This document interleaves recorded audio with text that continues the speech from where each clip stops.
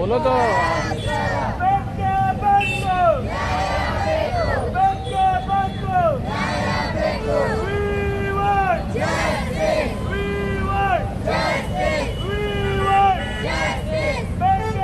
ಏನದ ಬಂದ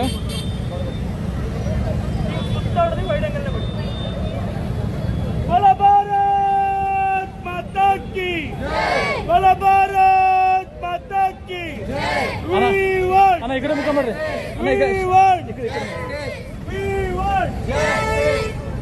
राज्य ಸರ್ಕಾರಕ್ಕೆ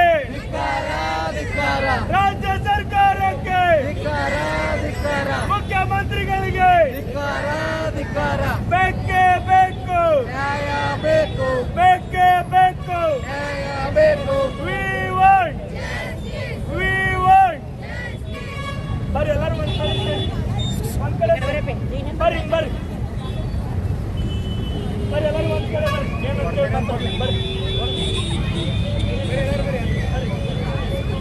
भारत माता की, भारत माता की।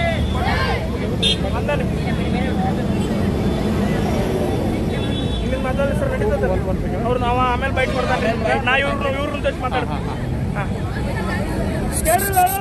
ಕಿವಿ ಕೊಟ್ಟು ಕೇಳ್ರಿ ಒಂದು 2 ನಿಮಿಷ ಕೇಳಿ ಇವತ್ತಿನ ದಿವಸ ರಾಜ್ಯದಲ್ಲಿ ಏನಾಗಿದೆಯಪ್ಪ ಅಂತಂದ್ರೆ ಒಂದು ರಾಯಲ್ ಚಾಲೆಂಜರ್ಸ್ ಬೆಂಗಳೂರು ತನ್ನ IPL ಪಂದ್ಯದಲ್ಲಿ ಕಪ್ಪನ್ನು ಗೆದ್ದುಕೊಂಡು ಬಂದಾಗ ರಾಜ್ಯ ಸರ್ಕಾರ ಅವರ ಒಂದು ಬಿಟ್ಟಿ ಪ್ರಚಾರಕ್ಕಾಗಿ ಮುಖ್ಯಮಂತ್ರಿಗಳು ಉಪಮುಖ್ಯಮಂತ್ರಿಗಳು ಯಾವುದೇ ರೀತಿಯಾಗಿರ್ತಕ್ಕಂಥ ಒಂದು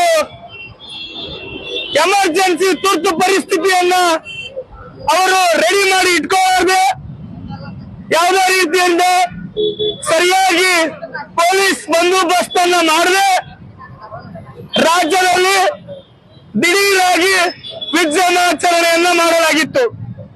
ಅಂತಹ ಸಂದರ್ಭದಲ್ಲಿ ಇವತ್ತು RCBಗೆ ಇರ್ತಕ್ಕಂಥ ಅಭಿಮಾನಿಗಳ ಸಂಖ್ಯೆ ಕೋಟ್ಯಾಂತರ ಅಭಿಮಾನಿಗಳ ಸಂಖ್ಯೆ ಅದನ್ನ ತಿಳಿದಿರ್ತಕ್ಕಂಥ ರಾಜ್ಯ ಸರ್ಕಾರ ಮೊದಲೇ ತನ್ನ ವಿಚಾರದಲ್ಲಿ ಇಟ್ಕೊಂಡು ಸರಿಯಾಗಿರ್ತಕ್ಕಂಥ ಬಂದೋಬಸ್ತ್ ಅನ್ನು ಮಾಡಬೇಕಾಗಿತ್ತು. ಆದ್ರೆ ಇವರು ಕಪ್ಪು ಗೆದ್ದ ಮರುದಿನದಲ್ಲೇ ಒಂದು ವಿಜೃಂಭಣಾಚರಣೆ ಸಂದರ್ಭವನ್ನು ಇಟ್ಕೊಂಡು ರಾಜ್ಯದಲ್ಲಿ ಇವತ್ತು ಯಾವ ರೀತಿಯಾಗಿರ್ತಕ್ಕಂಥ ಒಂದು ಕೃತ್ಯ ಆಗ್ಬಾರ್ದು, ನಾವು ನಮ್ಮ ಮನಸ್ಸಿನಲ್ಲಿ ಅನ್ಕೊಳ್ಳಾರ್ದಂತ ಒಂದು ಕೃತ್ಯ ನಡೆದ್ಬಿಟ್ಟಿದೆ. ಇವತ್ತು ಅಲ್ಲಿ ವಿಜೃಂಭಣಾಚರಣೆ ಸಂದರ್ಭದಲ್ಲಿ 11 ಜನ ಕಾಲ್ತುಳಿತಕ್ಕೆ ಸಿಕ್ಕು ಸತ್ತಿರ್ತಕ್ಕಂಥದ್ದು.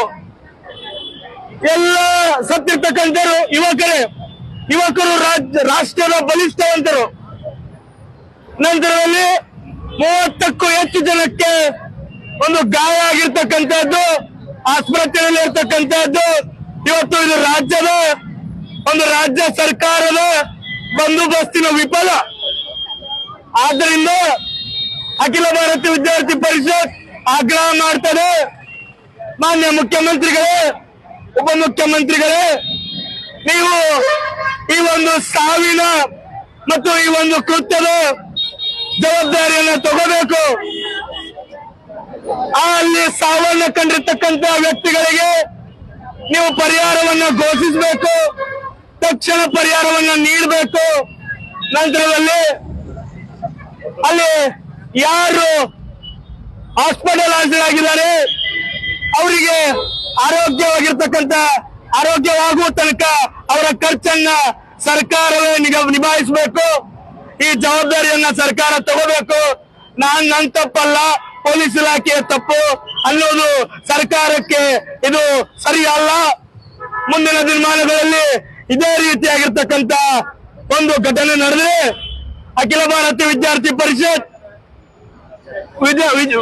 ವಿಧಾನಸೌಧಕ್ಕೆ ಮುತ್ತಿಗೆಯನ್ನು ಹಾಕಿ ಮುಖ್ಯಮಂತ್ರಿಗಳು ಮತ್ತು ಉಪಮುಖ್ಯಮಂತ್ರಿಗಳ ರಾಜೀನಾಮೆಯನ್ನ ಆಗ್ರಹ ಮಾಡ್ತದೆ ಅಂತ ಹೇಳ್ತಾ ನನ್ನ 2 ಮಾತುಗಳನ್ನ ಮುಗಿಸ್ತೀನಿ.